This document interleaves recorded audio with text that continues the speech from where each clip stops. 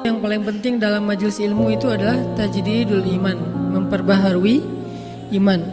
Jadi bisa dibilang bertambah ilmu itu harusnya bertambah iman. Kalau bertambah ilmu cuman bertambah wawasan tapi nggak bertambah iman, kayaknya agak-agak ada yang miss nih, kurang greget. Karena ilmu itu tempatnya di sini, bukan di sini. Kalau ilmu kita cuman letakkan di dalam hafalan, di dalam wawasan, gak terlalu banyak manfaatnya buat kita. Cuman sekedar jadi bahan debat, cuman sekedar biar dibilang musakof, orang yang berwawasan, cuman sekedar untuk dapat gelar gitu ya, hanya untuk bisa bicara di depan umum. Tapi kalau ilmu itu diletakkan di hati, maka walaupun kita mungkin gak pintar ngomong di depan umum, tapi ilmu kita itu benar-benar bermanfaat. Minimal buat kita dulu nih, litajdidil iman, untuk memperbaharui iman.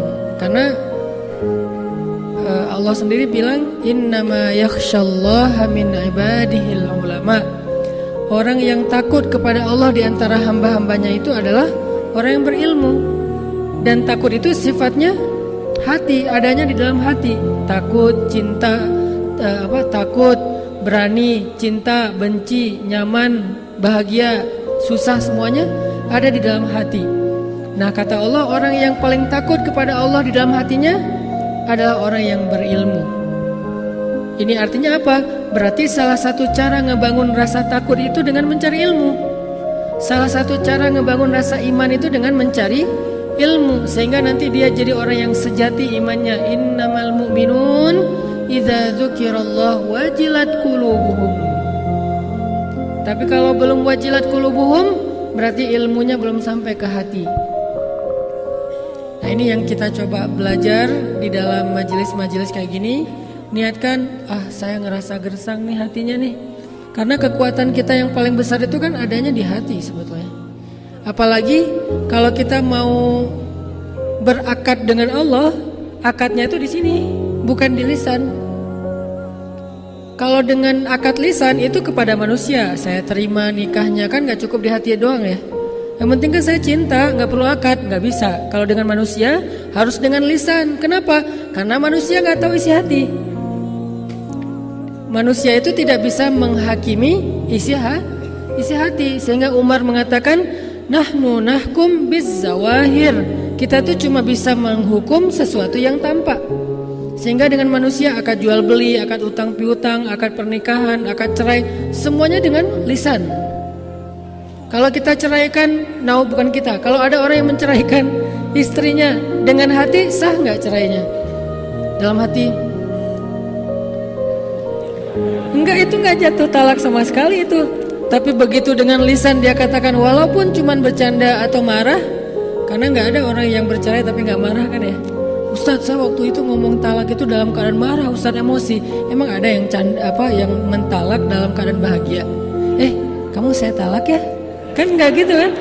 Yang namanya talak pasti orang marah dong. Yang disebut marah nggak jatuh talak itu marah yang sampai hilang akal, dan kayaknya jarang ada yang marah kayak gitu.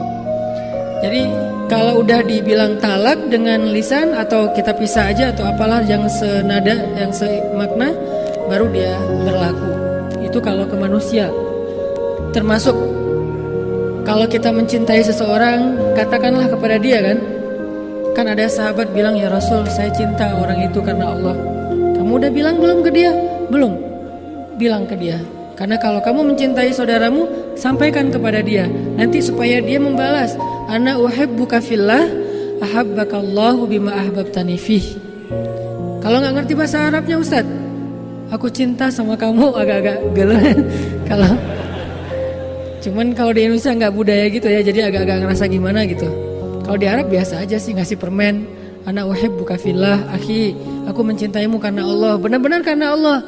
Kalau perlu kita bikin kayak make sure gitu ya, Allah, benar karena Allah, A-nya dipanjangin. Karena kalau A-nya panjang itunya artinya apakah. Kalau A-nya pendek itu huruf biasa. Benar karena Allah, Allah, benar karena Allah, benar. Sampai 3 kali. Maka kemudian Mu'az bin Jabal mengatakan, saya pernah mendengar Rasulullah SAW bersabda, siapa yang saling mencintai di dunia karena Allah, nanti di akhirat mereka akan saling memberi pertolongan. Kalau ada yang duluan masuk surga, dia akan cari temannya yang saling mencintai di dunia karena Allah untuk dia tolong supaya bareng-bareng masuk surga. Kenapa? Karena di dunia aja mereka nggak mau bahagia sendiri, pasti ingat temannya. Lagi makan ingat temannya, dia makan nggak ya? Kalau dia di rumahnya bagus, rumah temannya bocor, ingat rumah temannya, kasihan dia bocor kalau lagi hujan nih. Ingat di dunia aja, ingat apalagi di akhirat. Nah ini dengan manusia, lisan. Kalau dengan Allah nggak cukup lisan. Justru muamalah dengan Allah itu mainnya di sini. Muamalah dengan manusia di lisan. Dengan istri itu kita harus pintar-pintar membahagiakan hatinya dengan lisan. Kita harus pintar-pintar membahagiakan hatinya dengan kata-kata yang indah. Sehingga Nabi mengatakan qaulun ma'rufun shadaqah. Ucapan yang baik itu sedekah pahalanya. Jadi kita membahagiakan istri kita dengan ucapan yang baik, itu sedekah banget. Kita membahagiakan istri kita dengan dengan teks atau dengan WA yang romantis, itu membahagiakan dan itu sedekah berpahala di sisi Allah. Ini kalau manusia. Kalau Allah kadang-kadang nggak cukup. Kita bilang, ya Allah, saya mencintaimu, engkaulah segalanya dalam hidup saya nggak bisa hidup tanpamu, segala macam. Tapi nggak benar ucapan itu di hati, Allah tolak. Kalau manusia kok nerima? Karena dia nggak tahu isi hati. Dan dia tidak boleh menghakimi isi hati. Nih nggak jujur nih, dia nggak boleh ngomong kayak gitu. Karena nggak ada yang tahu isi hati orang itu kecuali Allah, kemudian dia. Sehingga kalau ada teman kita mengatakan sumpah, ya udah berarti selesai. Demi Allah selesai. Saya jujur kok, selesai. Nggak boleh kita nih ria atau apa segala macam. Nggak boleh menjudge isi hati orang lain. Ada yang posting di sosmed lagi ngaji, kita ria nih, ini menjudge isi hati orang. Gimana kita tahu dia ria? Bisa aja sebaliknya, dia lagi syiar. Dia berharap dengan dia posting ngajinya bagus, orang lain jadi semangat untuk belajar membaca Al-Quran. Dan dia pengen dapat pahala dari man sanna sunnatan hasanah. Siapa yang mencontohkan satu contoh yang baik.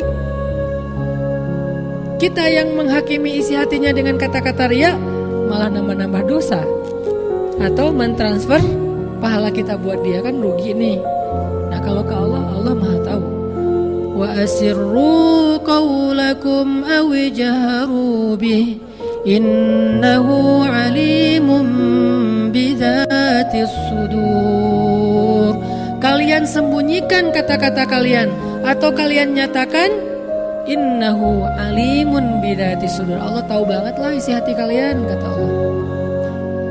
Sehingga kalau kita cuman berucap ngegombal ke Allah tapi di hatinya tuh nggak jujur, Allah nolak gombal kita. Apa contoh gombal ke Allahnya? Inna sholati wa nusuki wa mahyaya wa mamati lillahi rabbil alamin. Itu keren banget kan kata-katanya. Sesungguhnya sholat saya, kurban saya, inna sholati wa nusuki, hidup saya, mati saya, semuanya untuk Allah. Tapi nggak ada di hati kata-kata itu, maka Allah akan menolak kata-kata tersebut. Sama kayak orang-orang mengatakan, wa minan nasi man yaqulu amanna billah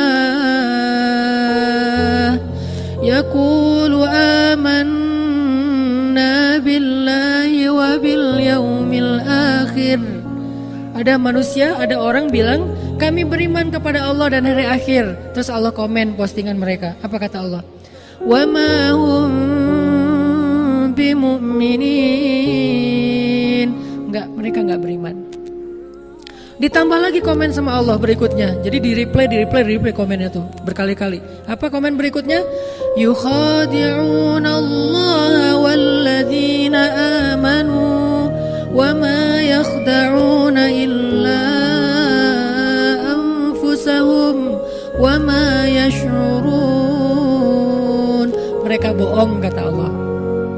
Kenapa kok Allah menjudge seorang yang berkata-kata baik? Kami beriman, kata mereka. Kan baik kan kata-kata ini ya. Asyhadu an la ilaha illallah, inna sholati wa nusuki. Apalagi hasbi Allah wa ni'mal wakil, la haula wa la quwata illa billah. Apalagi kalimat-kalimatnya, la'allahu khair, iyyaka na'budu wa iyyaka nasta'in, la tahzan innallaha ma'ana. Semua kata-kata yang baik, tapi Allah komennya enggak, kata Allah. Bohong, kata Allah. Kok Allah menjudge kayak gitu padahal ucapannya baik? Jawabannya ada di ayat berikutnya. fi qulubihim marad, karena di hati mereka ada penyakit. Apa penyakitnya? Gak jujur. Makanya kalau ke Allah muamalah itu di sini letaknya. Kalau ke manusia dengan lisan. Makin baik dalam kita berkomunikasi, makin orang bahagia, makin orang jadi teman dekat dengan kita. Makin bagus cara kita nulis caption atau kita nulis teks WA kita tuh pakai emoticon guling-guling lah, big hug lah, nangis lah, kiss lah, segala macam. Makin jadi kayak geng banget ya, sahabatan banget. Apalagi buat cewek-cewek kan senang pakai emoticon tuh. Kadang-kadang kalau di line emoticonnya sampai di share segala macam, karena itu kayak bahasa komunikasi. Kalau ke Allah nggak bisa. Kalau ke Allah itu di sini dulu, baru di sini.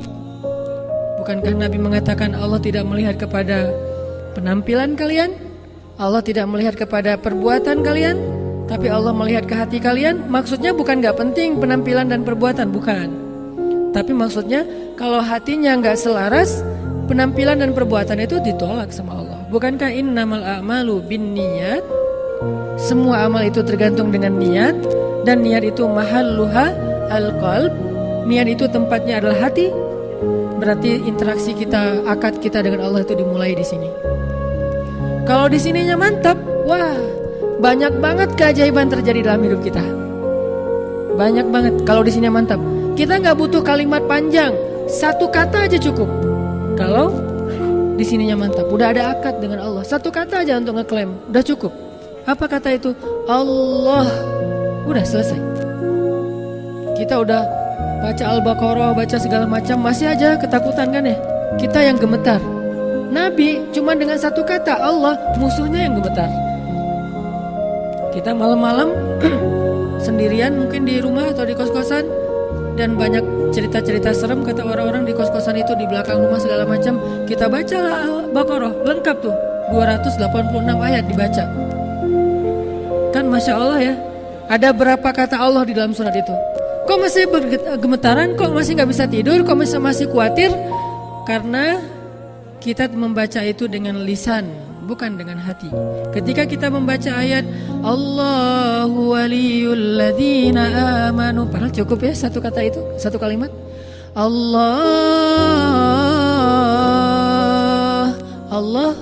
Allahu waliyul ladzina amanu, pelindung orang yang beriman.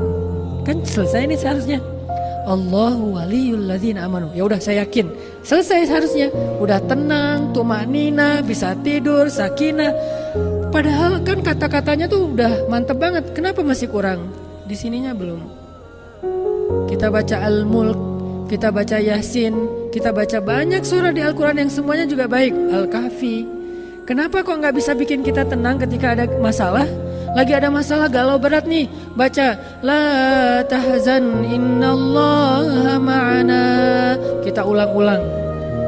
Lagi galau berat, baca Tabarakalladzi biyadihil mulku wa huwa ala kulli syai'in qadir.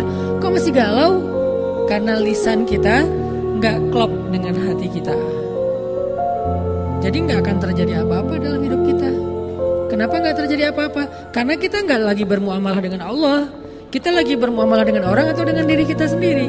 Kalau kita pengen dapat pertolongan dengan Allah, pertolongan dari Allah, muamalahnya pakai ini, bukan pakai ini doang. Kalau pakai ini gak usah panjang-panjang, Allah aja bisa selesai masalahnya. Kayak Nabi lagi ditodong senjata, benar-benar ditarik dikit aja, itu kan pedang tajam banget tuh. Ditaruh di sininya Nabi atau mungkin di sininya, wallahu alam, yang jelas di leher Nabi, taruh di sini, ditarik sedikit, itu langsung kayak kita motong ayam. Benar-benar langsung Nabi kegorok itu. Dan itu benar-benar gak ada yang melindungi Nabi di antara manusia. Dia bilang, siapa yang akan menyelamatkan kamu Muhammad sekarang? Teman-teman kamu, sahabat-sahabat kamu jauh. Nabi melihat ke arah dia dengan tenang dan hatinya mantap, mengatakan Allah. Langsung jatuh tuh pedang. Dia bukan megang pedang santai-santai gitu. Megangnya kan namanya juga mau gorok kan ya. Udah kayak orang megang samurai gitu kan, udah siap-siap nih mau ditarik. Begitu Nabi bilang Allah, gemetar sampai jatuh pedangnya. Kira-kira gemetarnya gimana tuh sampai pedangnya jatuh? Kan dahsyat banget kata-kata Nabi. Bisa nggak kita kayak gitu ke calon mertua? Terus anak saya dikasih makan siapa? Allah. Wah, beres.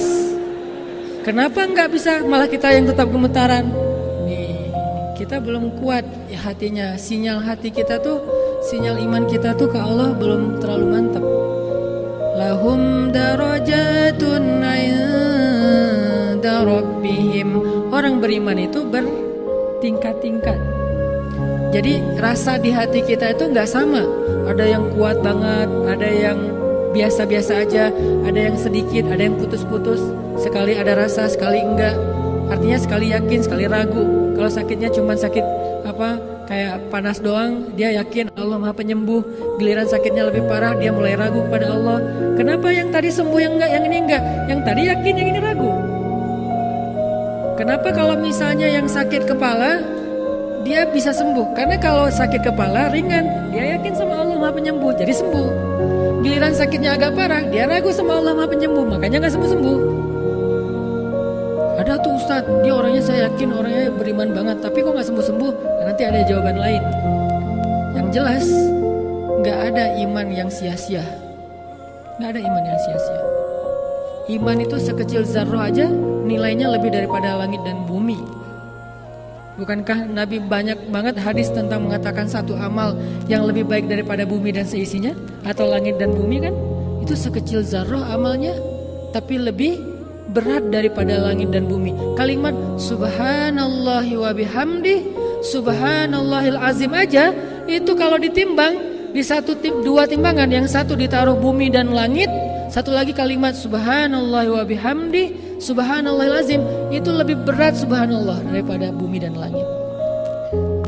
Iman sesepele itu coba. Belum kalimat yang panjang, yang satu surat Al-Quran yang kayak gimana panjang lebar. Cuman kata-kata yang singkat. Kenapa? Kalau diucapkan dengan hati yang mantap.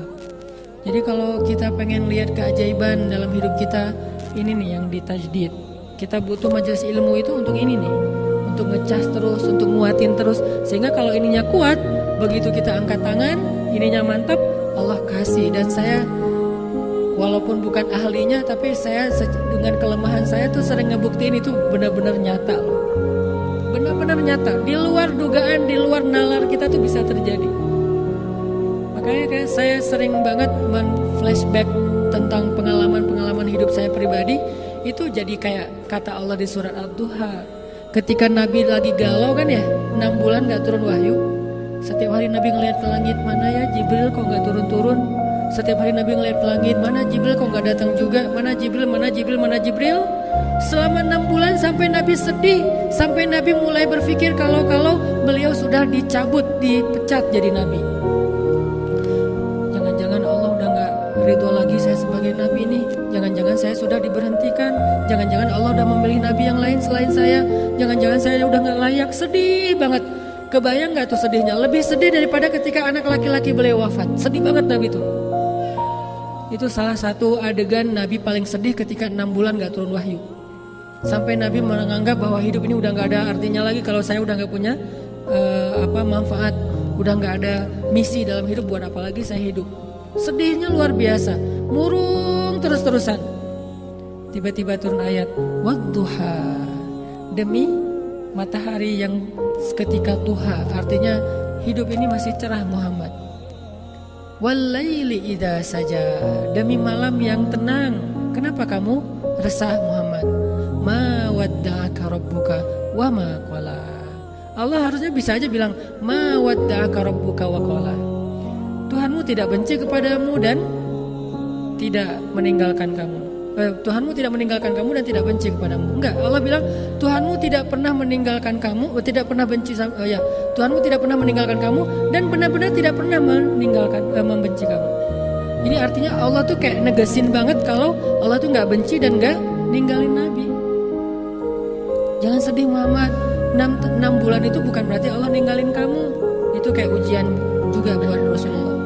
Setelah itu wala saufa yu'ti walal akhiratu khairul laka minal ula wala saufa yu'tika rabbuka fatardo. Allah terus ngasih kayak motivasi buat Nabi Muhammad. Jangan putus asa wahai Muhammad. Jangan sedih wahai Muhammad. Jangan berkecil hati wahai Muhammad. Jangan menyerah wahai Muhammad. Aku pasti akan menolong kamu. Aku gak pernah ninggalin kamu. Aku tuh gak pernah jauh dari kamu. Allah ngomong kayak gitu coba. Surat At-Tuha itu tinggal dikasih nada Korea dikit tuh bener-bener kayak gitu. Jadi Allah kayak lagi kayak ngasih harapan buat Nabi Muhammad. Kamu jangan pikirin aku jauh dari kamu. Aku tuh gak ngereject kamu. Gitu. Kalau ekspresi saya mah ya. Aku tuh gak pernah gak baca WA kamu. Aku tuh gak pernah ngeblok kamu. Aku tuh gak gitu-gitulah kalau bahasa kita yang agak-agak gimana gitu ya. Kalau ke teman mungkin gak pernah gitulah. Yang jelas Allah kayak ngeyakinkan Nabi, Allah tuh gak pernah ninggalin Nabi. Terus biar Nabi makin pede berjalan, makin yakin bahwa beliau gak sendiri apa? Allah nyuruh Nabi flashback. Alam, coba kamu lihat ke belakang. Coba kamu ingat-ingat lagi. Alam yajidka yatiman fa'awa wa wajadaka dhallan fahada wa wajadaka ailan fa'aghna. Coba kamu ingat lagi masa lalu kamu Muhammad. Bukankah kamu dulu yatim? Gak punya ayah, kemudian gak punya ibu, kemudian gak punya kakek, kemudian sampai gak punya paman. Lalu Allah memberikan kamu terus orang yang akan mendampingi kamu. Gak ada ayah, ada ibu. Gak ada ibu, ada kakek. Gak ada kakek, ada paman. Gak ada. Kemudian setelah selesai masa paman dengan istri yang luar biasa. Kenapa Allah gak ngasih Khadijah itu semasa dengan Ummu Salamah, Sauda, Aisyah? Kenapa? Karena satu orang Khadijah itu tidak sebanding dengan semua istri-istri Nabi yang lain. Dan Nabi butuh Khadijah di masa-masa merintis dakwah. Setelah dakwah sudah agak solid di Madinah, baru dikasih pendamping khusus masa-masa nyaman. Aisyah itu istri di masa nyaman. Makanya hadis-hadisnya main, bercanda, ya kan ya? Cemburu-cemburuan, ngambek-ngambekan, kejar-kejaran, itu Aisyah. Terus di sisi yang lainnya mencari ilmu, menghafal hadis, menghafal Quran. Karena Islam dakwah udah lumayan solid di situ tuh. Kalau masa merintis, masa-masa Nabi pulang dalam keadaan sedih, diselimutin, Nabi pulang dalam keadaan kotor, tubuhnya dibersihin, itu Khadijah. Makanya alam yajidka yatiman fa'awa. Buat saya, alam yajidka yatiman fil Qahirah, di Kairo, fa'awa. Bukankah kamu sendiri dulu di Kairo, berangkatnya sendiri gak punya siapa-siapa, lalu Allah memberikan kamu keluarga, berangkat sendiri pulang 2,5. Kok 2,5? Sama istri saya dan anak dalam kandungan istri saya. Jadi kita pulang bertiga. Allah kasih keluarga, dikasih teman, dikasih geng. Sehingga di Kairo saya malah jadi betah, malas pulang karena udah terlanjur banyak teman di sana. Baik orang Indonesia, orang Mesir, orang Afrika. Yang paling banyak teman saya itu orang Afrika. Mungkin karena agak-agak mirip kali ya, jadi banyak teman. Kita jalan bareng, seru-seruan. Bukankah dulu berangkatnya sendiri? Siapa yang mendatangkan teman-teman, yang mendatangkan pasangan? Allah. Ingat itu, sehingga kalau kamu melangkah, gak usah khawatir. Kan Allah di sana dan di sini sama. Nanti Allah yang akan membantu kamu dengan cara yang sama, bahkan lebih dahsyat dari itu. Sehingga saya gak pernah khawatir. Awal saya datang ke Bandung juga kayak gitu. 2006, belum lama loh. 12 tahun yang lalu saya datang ke Bandung, tinggal di Tegalega yang pojok ada pembuangan sampah. Saya bilang saya harus bisa memberi manfaat lebih di kota ini. Saya berdiri di atas gedung Gria Jogja Kepatihan tuh. Saya naik ke atas, saya lihat kota Bandung. Kenapa kok di situ? Kenapa nggak di Tower Masjid Agung? Karena nggak punya duit untuk bayar masuk tower. Cari yang gratisan. Terus di ITC ya namanya, ITC kan ya, yang dekat yang di Kebun Kelapa, di atas, di kota Bandung. Saya harus memberi manfaat di sini. Saya harus 10 tahun lagi saya harus menjadi orang yang bermanfaat. Itu azam. Kenapa saya yakin?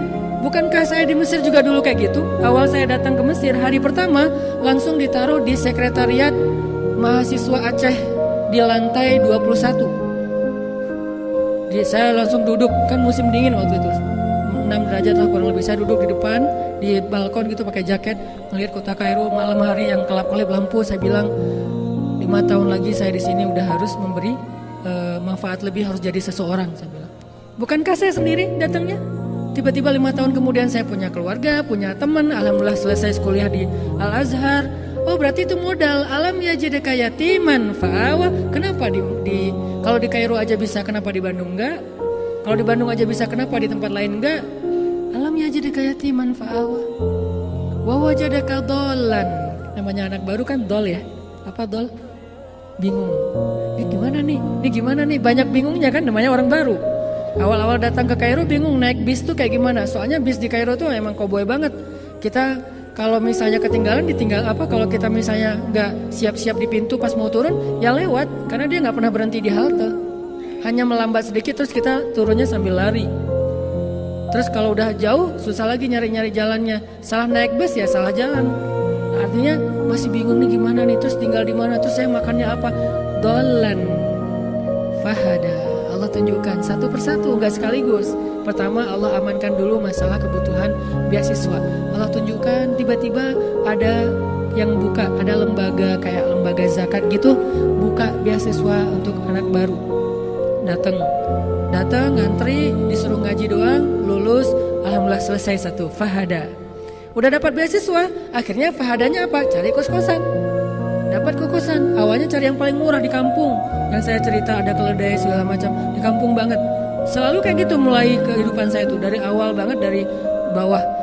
Udah dapat kos-kosan, sekarang tinggal mikirin jalur dari kos-kosan ke kampus. Naik apa yang paling murah? Apakah naik MRT? Sesekali doang naik MRT karena mahal, cuma pengen sosok keren-keren aja gitu naik MRT. Sisanya naik kayak bis yang paling murah, yang isinya tuh orang jualan sayur, terus kayak bawa-bawa ayam gitu. Pokoknya gitu aja, keluar dari situ tuh udah baju udah harus ganti. Belum lagi kalau musim panas kan keringat-keringetan terus segala macam. Keluar dari situ aduh gimana ya kok jadi kayak gini. Itu naik itu. Kenapa? Udah fahada. Dari situ mulai fahadanya apa? Mulai kenal teman-teman orang Indonesia. Mulai ditunjukkan oleh Allah ide bikin usaha apa. Fahada. Udah gitu, wajadaka ailan, lapar, tadinya nggak punya penghasilan sendiri, fa'aghna, jualan bakso, walaupun bukan saya yang bikin.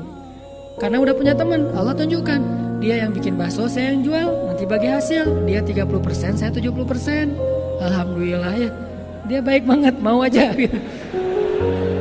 Dapat, fa'aghna, kenyang gitu. Terus kalau lagi ada musim liburan kan suka kayak acara gathering ya, saya catering gitu-gitulah.